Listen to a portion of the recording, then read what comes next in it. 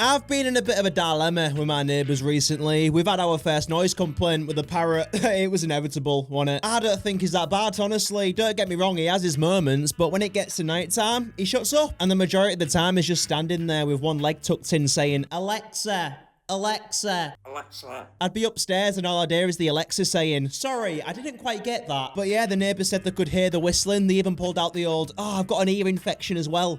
Fully grown bloke saying this to me, by the way. And when he's saying this to me, I'm thinking to myself, well, it can't be that bad because I can hear your son screaming at 3 o'clock in the morning on his PlayStation. I don't know if ear infections are more susceptible to parrot whistles, but if he thinks this is bad, he has no idea. This is just the start. Wait until I've really built up his vocabulary. You'll want to move out.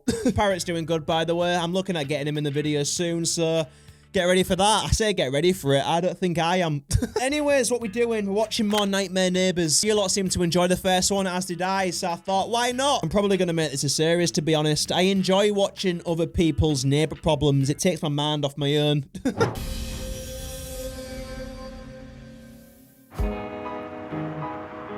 Ramsbottom, an historic mill town on the Pennine Moors in Lancashire. Ramsbottom, never heard of it. Do you reckon those that live there just say they're from Lancashire to save people going, where? Between 2000 and 2008, one of its streets was home to a family and their menagerie of pets, all of whom had moved up from the south of England. The house was lovely, just what we wanted. And the garden, you could put a football pitch in it. That hair dangling from the end of a chin is bothering me, I'm not gonna lie. There's a lot going on here, isn't there? Wow. A frown seems to be leaving her face. It's weird. It's like she was destined not to smile. But we do need to do something about that hair, though. Oh, that's all I'm gonna be able to stare at. Can't one of the family members or even the cameramen just get a pair of tweezers and just pluck it out? It's so distracting. The Chawners comprise Dad Philip. I've got sticky hands now. Mum Audrey. Right, that's enough now.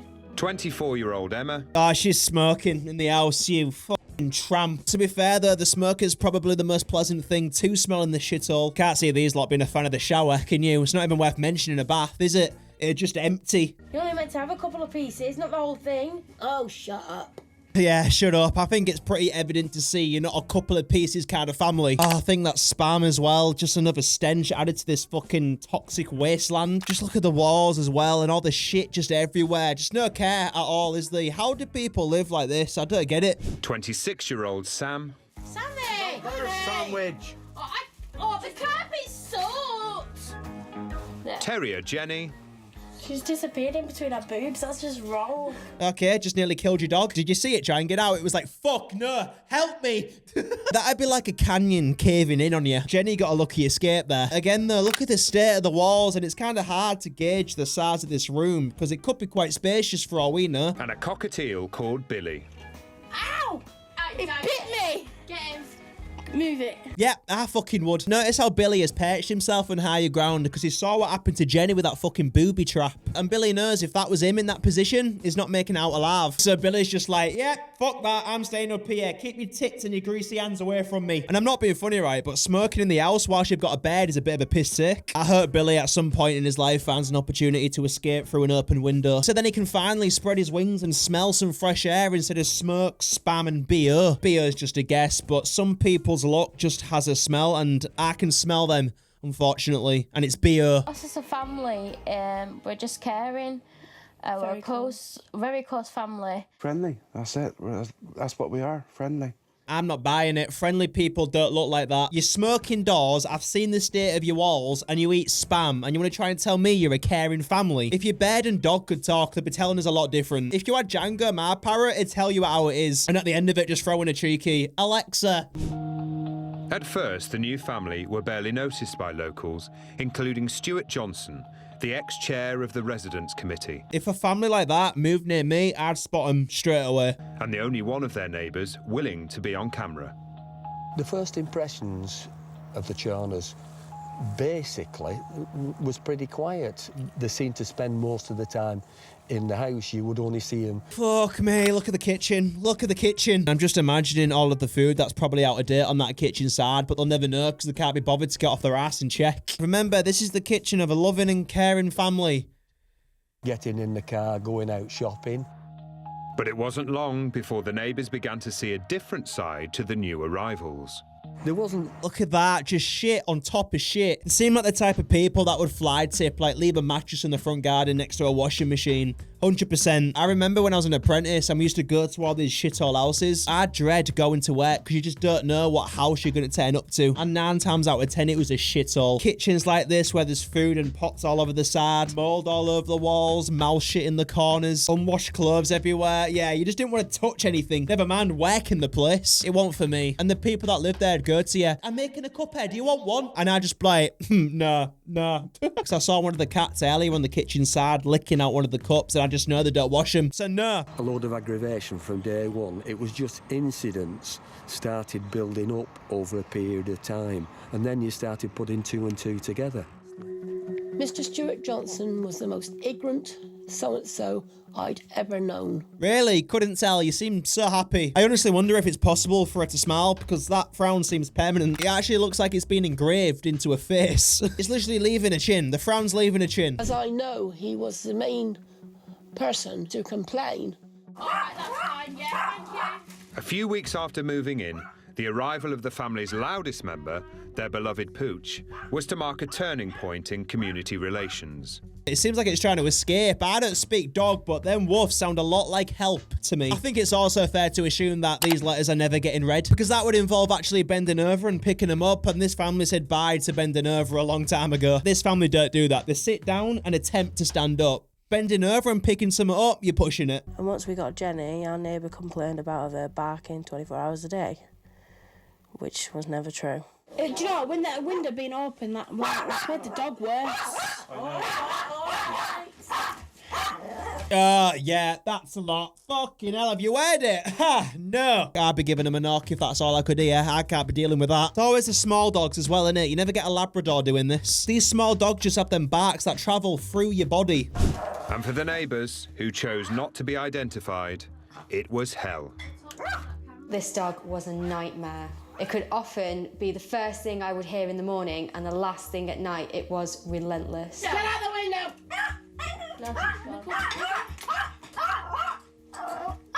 It's like it's on speed. What the fuck has this dog taken? The dog's probably thinking, take a hint, I clearly don't want to be here. It is annoying though, innit? That's what I'm saying. My neighbour's complaining about a parrot whistling for a few minutes. Nowhere near as bad as that. This is why I like watching this. It opens my eyes a bit more. So next time he complains, he's getting told. But clearly the Chawners had different priorities than worrying about their neighbours. Our pets are more important than our neighbours. Our pets are like a family to us. Well, you're not like a family to them. We literally watched you nearly suffocate Jenny to death. This house is like a death trap for her. Jenny probably looks up at the bed and says, hey, yeah, listen, how the fuck do you get up there? Help us out. Equally, the neighbours' pets were proving a problem for the Chawners. Justin! Oh, I must have stepped in it. Well, they're not going to get up, are they? Did you see how hopeless they were? All they could do was scream and maybe raise a leg a little bit. They're not exactly going to get up and run away, are they? They can't. This entire household is just a mess, from the family to the actual house. If you don't clean it off, you don't get your dinner. That means people don't pick up their own shit. Where's the wet wipes? That's disgusting. Why is he just standing there holding a shoe with dog shit on it? Take it outside, mate. We know what dog shit looks like. Why are you still holding it inside of your house? Is the smell not as bad as it is? Oh, fuck. Now we've got spam, smoke, beer, and dog shit. I don't think I could do a full inhale when stood inside that house. I'd just be sick. Dog shit alone is enough for me, but when added to a cocktail of bad smells, yeah, that'd finish me. And you know, one morning I got up, the milk was on the doorstep, and there's a dog up the road, and someone let the dog pee all over the milk. But according to their neighbours, the main culprits fouling the area were the Chawners' own pets. So this house chats shit and is full of shit. Great. It's definitely their own dog doing it. Jenny probably wants to get caught, so there's the chance she gets put up for adoption. The dog poo, that's a load of rubbish, because when our dog does his business, we pick it up and we put it in the bin. That's where it belongs. You lost me at picking it up. You can't even pick up the letters at your front door. Do you really expect us to believe you pick up your dog shit? The state of your house is telling a completely different story. They're saying they pick it up, their house is saying they leave it on the street for the public to stand in. And it's such a fuck about when you stand in dog shit, especially when the bottom of your shoes have them little crevices. So when you do stand in it, the shit just gets wedged in these little gaps. Then you have to get like a stick to scrape it out. Oh, it's so long. If you can't pick up your own dog shit, you shouldn't be allowed to own a dog. Simple as that. Pick up your dog shit, you dirty bastards. And this goes to everyone that does it, not just these tramps. I saw on numerous occasions the Chorners leading their dog in front of neighbours' houses just so it could defecate. The bit down here is down here. Ew. He's using a wipe to clean up the dog shit off his living room carpet. Oh no. It's never gonna come out. You're just rubbing it more into the fabric. How's this family still alive? There's like a disease on every fucking surface. I now understand even more why the bed wanted to get the fuck away from that floor. He's seen what's on it. And the thing is, right, I guarantee Billy the bed shits more than the dog. I've got a parrot, so I know. But I can see this family not even noticing or even caring that there's bed shit everywhere, so it's just lingering in the air. I hope these cameramen are wearing masks or some shit, you know. I'd wear a full protective suit if he had to walk in that house. I look like one of them blitz people. I never once saw the Chorners pick up their dog's mess. Oh, God. I'll do that after dinner. This is Jenny's poo. This family is so lazy they can't even be asked to bend over to clean up dog shit. They're rubbing it in with the feet now. This is dog shit, not Nutella. What are we doing? That carpet needs replacing, not cleaning. There's no saving it. This is one of many reasons why I don't have a dog. The main reason being the fact that I'm allergic to him. So naturally, I don't really want to be near him. And to be honest, I'm not a dog person anyways. I've said this before, and every time I do, people are just like, oh my God, how can you not like dogs? They're great. Yeah, maybe to you, but not to me. I think they stink as well. I'm going to be honest. Certain ones anyways. You know when you walk into an house and all you can smell is wet dog and there's hairs everywhere? Nah, I can't do that. A parrot will do me. He just shits in his cage and it doesn't stink, so I'm sweet. Jenny's poos are really small, yeah? And every time we used to go out and ranspot them, we used to get big shit on the floor.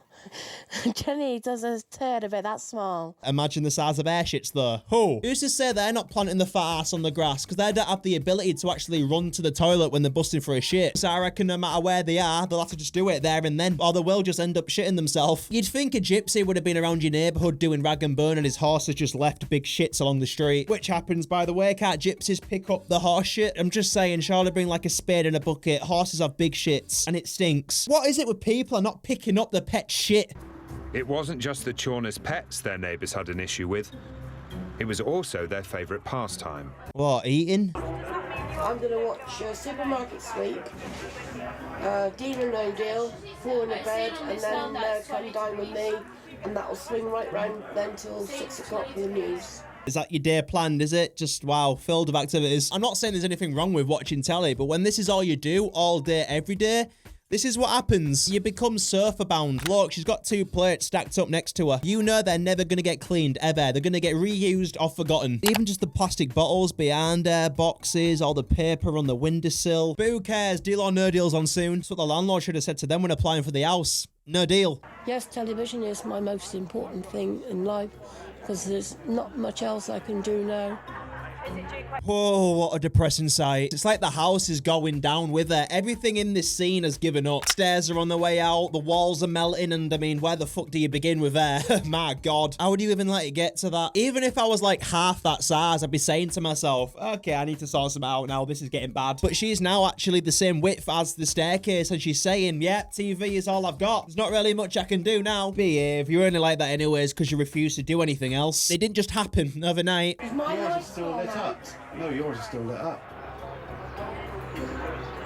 The TV would be so loud that, you know, the neighbouring houses could all hear the TV. Some people had to endure it 24 hours a day, 7 days a week. Well, that's when you give them a knock, innit? And if they don't listen, you throw a brick through the main window. I don't want to incriminate myself here, but I've been close a few times. My problem was worse than a loud telly, though. This was music with bass, so I could feel the sound. And it got to a point where I just couldn't take anymore. So I knocked on the door and asked nicely if they could turn the music down as it's Wednesday and it's 2 o'clock in the morning. And I can feel my ass cheeks vibrating when I'm laying in bed from your fucking music. So they did turn it down, but then literally a week later it continued. I thought I'd give it a bit of time before I complained again. Because if it's the weekend, fair enough, I'm not a Karen, have fun. But through the week when I start hearing music blasting at stupid o'clock, yeah, you're taking the piss. So another week went by and the music was still playing, so I knocked again.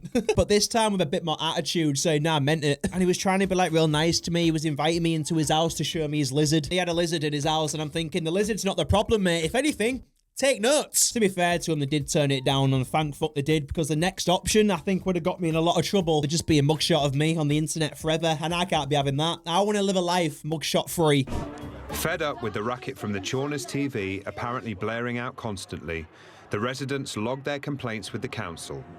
But one night, their next-door neighbour had had enough. In other words, the council didn't do shit, so they had to take matters into their own hands. It's crazy, innit? We pay council tax and never see the benefits. We're just giving away money for fuck all. We watched all the programmes and then we went to bed, and then about 1 o'clock-ish, we had a knock on the door. I answered the door, and the neighbour was on the doorstep giving me abuse and telling me to turn the TV down. I bet when he opened the door and the neighbour caught the smell of the house for the first time, she was just sick in her mouth. Right, that... Oh, what the fuck is that? There's a torrent of abuse and foul language, and they just didn't want to know. Well, I don't know how she made out we had the television loud that day, because it wasn't our television. That was just her imagination. Yeah, like you want your dog shit, everyone was stepping in as well, right? Starting to notice a bit of a pattern. But it wasn't just the Chorners' pets and viewing habits. Oh, forget the big old... It was the family's never-ending battles with each other that were also causing problems. You could already tell they're all gobshites from the moment we saw one of them smoking in the living room. What would be more annoying, the dog, the telly, or listening to them scream at each other all the time? Like, if you made a deal with them to get rid of all the problems, but you had to keep one, which one would it be? Me, personally, I'd move out, but if I had to pick, the telly seems the most bearable. You can always have manual power cuts, you know? It's not a tricky thing to get rid of, actually. I'll just give her a spoon. We used to hear them screaming at each other on numerous occasions. What do you want? Food, probably. Oh, shut up. By 2007, there'd been over 500 complaints of noise and antisocial behaviour against the Chorners. But the family felt the neighbours were against them for another reason. Oh, here we go. What they're going to go with? Body discrimination? I mean, what other card can they play? Over 500 complaints is a lot. I'd have thought by at least 50 complaints, the council would have thought about doing something. How do you let it get to 500 before you start to notice there's a problem going on here? What is it? 500 gets them on the radar, 1,000 gets them to talk about it, and 2,000 to get an email back? But don't worry, we pay council tax to help improve it. This was filmed about 20 years ago, and if anything, we've got the same problems and more. Now the council just don't deal with more stuff. In Ramsbottom, we were victimised. We're being called fat bastards, Teletubbies. Fatties, we've been called who eats all the pies. I mean, you're not doing anything to prove them otherwise, though, are you? I think them insults are quite mild, if you ask me. If you look the way you do and start acting the way you are, like, surely they're expecting some sort of abuse coming their way, right? I wouldn't even call it abuse. They're just statements. They made out that they were being picked on because of the size. What we do in our own house and how we lead our own lives is our own. Yep, it's your own for a reason. Who else would want to live in that shithole? You probably develop asthma. Don't even seem like a bad neighbourhood as well, does it? The houses seem decent. It's just the people that you put in them is when shit starts to hit the fan. Over the coming months, the more the Chorners saw themselves as victims, the more they clashed with neighbours out on the street. Not only are these people nasty to each other, but they're also nasty to other people. Your children coming home from school and being pestered by the two girls. If these two tried to pester the kids where I'm from, they'd try it once and I promise you they'd never do it again. The abuse they'd receive would be detrimental to their mental health. They'd relocate, trust me. The majority of the kids where I'm from will not take shit from the Cheese Puff girls. No, never. We've never, like, picked on anyone.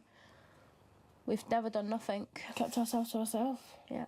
Bullshit. You're both big girls with big mouths that quite clearly find it hard to accept the truth. Their neighbours disagreed.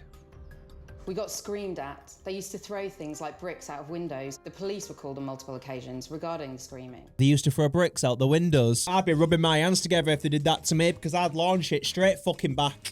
As the weeks went by, the neighbours complained more and more to the council and the police, but the complaints did nothing to resolve the trouble, which now spread out onto the streets of Ramsbottom. Why have they not done anything though? Like, is dealing with this stuff not a part of the job? Because in most jobs, if you just refuse to do something, that's a part of the job. You get sacked. By the sounds of it, the entire community of Ramsbottom have complained about them, and you don't want to get on the wrong side of people from Ramsbottom. You hear stories, don't you? Once I was walking home on my own when the Chorners' father drove alongside me. He swerved the car towards me, onto the pavement and trapped me. He lowered his window and swore abuse at me. I was absolutely terrified and broke down in tears after he drove away. So in my world, not only will his windows be smashed in, but he also won't have a car. When I was a kid, I remember one of our neighbours parked their car in front of our drive. So when my dad got home from work, he couldn't get on his own drive because the neighbours parked in front of it. So he knocked on the door, but they didn't answer. So what my dad did is he got a piece of rope and tied it to his van in the neighbour's car and just wheeled it to the top of the street and just left it there. He never had problems getting on his drive again. I know what girl you're on about. I mean, that's more allegations. That's news to me. She got away with it as well. The lies. Is there a spider or something trapped in his left nostril? I'll tell you something, right? If he was to pluck them fuckers, his eyes would be streaming. You might end up pulling out a bit of brain. It looks like they're connected to something higher up. The neighbour should have a pair of tweezers ready if he ever approaches her again. So then she can just run up to him and pluck his nose hairs out. You'd need some serious accuracy like the Chinese do with the chopsticks and the flies, but it's doable. Suddenly, it had gone from being a nice, quiet street, and there was all this going on for, month after month, year after year as it was. They did everything they could to scare you and make you feel frightened.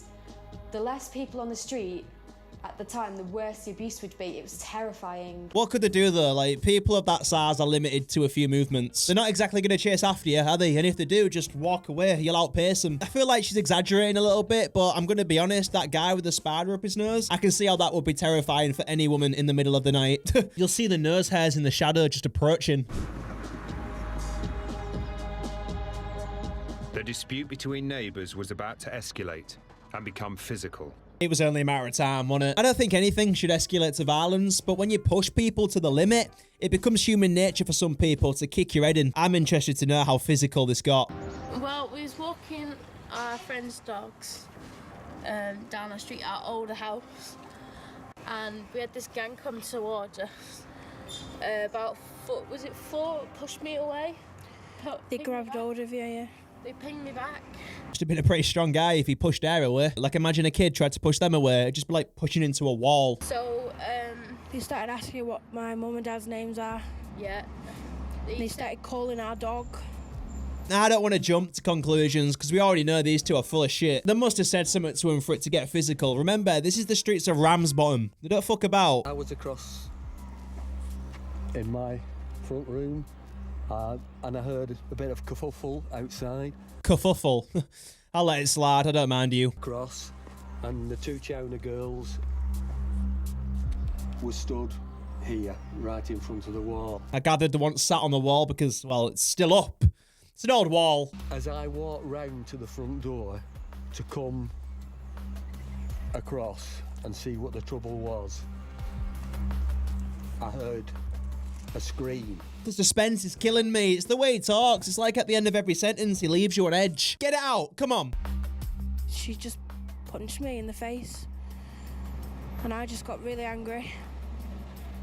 I'm not... Fucking hell. You see, that's terrifying. Now I understand why one might get scared seeing that in the middle of the night. I'm not saying it's right to retaliate, but there's only so much abuse anybody can take before they reach their breaking point. The two Chowner girls were running up the road, and the other girl was running down the road. Wait, the two sisters were running down the road? Did I hear that right? You see, that's not really making sense. There's a few holes in this story. Don't know if I was effing and swearing, but probably was. She was fuming. And I remember we burst through the door, and I shouted at my dad. And when I answered the door, she was actually standing there with her hand over her eye and crying her eyes out. This is about to get bad, innit? Nose air's involved now. As I was walking up the street, Mr. Chowner had run down the street, straight up the path of the neighbour. He was hammering on the door. I thought he was going to knock the door down. He's really getting in character for this, isn't he? He wants that bonus money. He seems like a bit of a kiss-ass, to be honest, like he was the only one that was willing to be interviewed. He's putting his heart and soul into these performances. To be honest, he deserves the bonus. That's passion right there. Look at the way he's banging on the door. It's almost like I'm there, living the moment. I told the resident of the house to shut the door immediately. If I wanted him to hit anybody, I wanted him to hit me and not the resident. Ah, what a hero. He's really making the most of this opportunity, isn't he? The people of Ramsbottom can go to sleep at night in peace knowing this guy's protecting the streets. Busybody Stewart, who's on the committee for the council, actually come over, and he actually said that Emma caused all the trouble, and he stood right close to me like he was going to punch me. You've got one of them faces though, mate, I can't lie. Like, imagine your neighbour's been pissing you off for years and after 500 complaints, nothing's been done. And when you knock on the door, this is the face you see. I'm just saying. He put his fist up to hit me. I personally would have rather him have hit me because we might have got him off the estate a bit quicker. It would have looked a lot better for the camera as well, wouldn't it? Imagine how much more of a hero he'd look with a black eye, like he's took one for the people.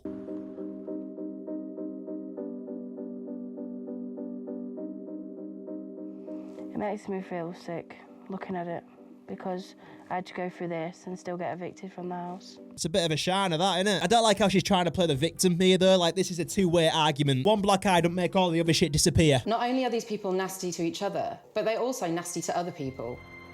Fed up with their neighbours' complaints and feeling victimised, the Chawners came up with a plan to prove they weren't the only troublemakers. It's a bit late for that. I mean, we're 500 complaints deep now. I'm so curious to what it got to before they actually got evicted. When I came round in the car one day and there was a video camera hanging out of the window up there. Got up one morning and fat was written into the car, and also we had scratches into the car also. It's a thought that counts. No, but I do think keying someone's car is a bit of a dick move. It's a low blow, I think. I say that whilst I was on about throwing a brick through someone's window earlier, but keying a car is where I crossed the line. But the more the Chawners filmed, the more the neighbours fought back, sometimes in unusual ways. There were complaints from the Chawners that gnomes had been taken out of people's gardens and placed into theirs. It always becomes petty, doesn't it, when it gets to neighbours? Because it's just a different type of anger you get when you have a neighbour you can't stand, don't you think? Maybe it's because your house is meant to be a place where you can chill out and all of a sudden it's been ruined by someone. It just hits a different type of nerve. A lot of the time you just got to bite your tongue and compromise with lighter stuff like planting gnomes in the garden. You actually become a different person because when it's all said and done, you look back on it and think, what the fuck was I doing? You become the worst version of yourself when you have a neighbour you don't like. Your worst traits come out, man, do anyway. I like such a dickhead. If one of my neighbours pisses me off and don't listen when I've asked them nicely, I hope they know that I will win because I can be really fucking petty. Believe me. I take pride in it sometimes. This is where they come down and put the garden gnomes on the wall. Well, I think they've done it because garden gnomes are on the plimp side and we're on the plimp side, so I think that's why they've done it. You also do look a bit like a gnome, let's be honest. An angry gnome as well. That scares women at night. That's what he's known as, the Ramsbottom gnome. There'll be a Netflix documentary about him soon. Watch. But it soon became clear it was more like filming a soap opera than an episode of Crime Watch. You get a kick out of videoing young girls, yeah? Do you get a kick out of scratching our car? Obviously, it's your car. Who wouldn't? Whoever did it probably did it with so much enjoyment. Just with a huge smile on the face, right in fat. I was spying on people. We're getting evidence. Evidence? Evidence of what? People retaliating because the council or police aren't doing fuck all after 500 complaints. Yeah, gather as much as you want. Problem with people around here. No, you like calling people, don't you? I haven't called you nothing. I don't even know who you are. You just said are you related to the guinea pigs? Right? The neighbour's just like, yeah, well, I'm genuinely curious. You could just be standing in the street with a group of people and they would suddenly be at their window with a camera in their hand for no reason. If you're a kid and you was getting filmed by these gnomes, there is so many ways you could fuck up their entire life. All it takes for a kid to decide to pull down his pants on one made up story, and it's game over. Just don't film people, especially kids. It's fucking weird. Loathed by their neighbours, it nevertheless took 7 years for the authorities to finally bring the Chawners to court. That's a fucking joke, innit? 7 years. So if you lived in that neighbourhood and had a kid that just started high school, by the time you've actually got around to dealing with your neighbours, you've gone through school, found a career path and moved out. There's only a certain amount of patience every person has. Some have a lot of patience, some have none at all, but everyone has a line. Well, we went to court and we had to admit to these allegations. The 12 accusations against the family included violence, harassment, damaging neighbours' property, throwing things out of windows, and noisy DIY at unreasonable times of day. What about animal neglect? I mean, we literally nearly witnessed a murder earlier. And she was smoking indoors whilst having a bed. It's cruel. One Christmas, they said that we was banging the wall. The Chawners came up with a bizarre defence for the banging. A story involving one of their favourite treats, a chocolate orange. I don't think there is a defence for banging on the wall. Banging's a different type of noise because you can feel the bang. It's like when you can feel the bass of a song. Even a chocky orange can't justify a bang. I just told him in court that all we did was just bang the orange on the wall. just to crack it. That's all we did. And that's the only way that I've ever known how to do it. I was going to suggest the floor, but then I just remembered the fucking state of it. It turned into a shittish chocolate orange. They're not that hard to break up. You can literally just use your hands or bang it on the kitchen side or something. Just not your neighbour's wall when you're attached to them, you numpty. The Chawners claim their solicitor advised them to plead guilty or face immediate eviction. They were allowed to stay in their home on condition they kept the peace for the next 12 months. I'm going to assume they didn't from the fact they've said multiple times that they've already been evicted. This is a load of bollocks anyways. Why are they getting so many chances? After the first court case, we stick together. We tried getting through it as a family. And my sister said to my dad and my mum, she said, oh, I like to go for the X Factor. The X Factor? Fucking hell, I forgot that even existed. Is that when this show was? I can think of a lot of better shows that she could have applied for that was going on at that time. For example, Super Size vs Super Skinny. What a belter. At the time of the X Factor, there was a lot of karaoke singing. She was obviously doing a lot of practicing. The singing, again, went on till the early hours. I don't think that she ever grasped that she couldn't sing. You can tell she can't sing without even having to hear her sing. A lot of the time, bigger ladies seem to have a good voice, don't they? But she's not giving off that energy. She looks like she yells and screams more than actually sings. And she smirks, so that won't be helping, will it? Simon Cowell seemed to think as little of Emma's singing as the neighbours. The budding pop star's auditions turning her into an infamous flop star. I'd go more blob star, but each to their own. Maybe we were singing a few times there and again. Happy birthday and all that. I was singing. Can't stop that, can you? Yeah, you literally can't stop, and everyone wants you to. Read the room, love. Chase a new dream. I can think of something you could improve on. Following Emma's X Factor disaster, over the next year, the council received a further 134 complaints about noise. So that's 634 complaints they've got so far, give or take a few hundred, I reckon. The Ramsbottom Council needs some working on, is what I've got from this. We're what, nearly 20 years on from when this was filmed? If anyone that lives in Ramsbottom is watching this, let me know. Has it improved? By the way things are going in the UK recently, I can imagine it's a lot worse, but with different problems, right? They probably missed this, you know, they took it for granted, because the problems neighbourhoods in the UK are having to deal with nowadays are a lot worse than this. And by September 2008, the family were back in court. They were served with an eviction notice. Oh, better late than never, I suppose. The majority of the people that are putting a complaint anyways have either moved out or died, so does it matter? We put some stuff in our car, like our clothes and some quilts and cushions, my pets, and we lived in the car for 7 weeks. For the sake of the pets, you should have gave them away to a better home. Someone that looks after themselves, you know? I find it hard to have sympathy for them though, because it's their fault. They had more than enough warnings. Too many, I'd say. They might have been evicted from their Ramsbottom home, but the Chawners would soon have a new roof over their heads and new neighbours. Well, God help him, because the council fucking won't. If you're a dickhead, take notes, because you'll be able to get away with it for about 7 years before anything actually starts to happen. It goes to show that nothing has really changed, has it? 20 years on from this video, and we still hear the same problems about the police and the council not doing fuck all. And like I said earlier, it's why violence happens. Nothing gets done, so if they're not going to deal with it, let's make more of a situation to get yourself put on the radar. Alright, you might get sent to prison, but at least you won't have your dickhead neighbours anymore.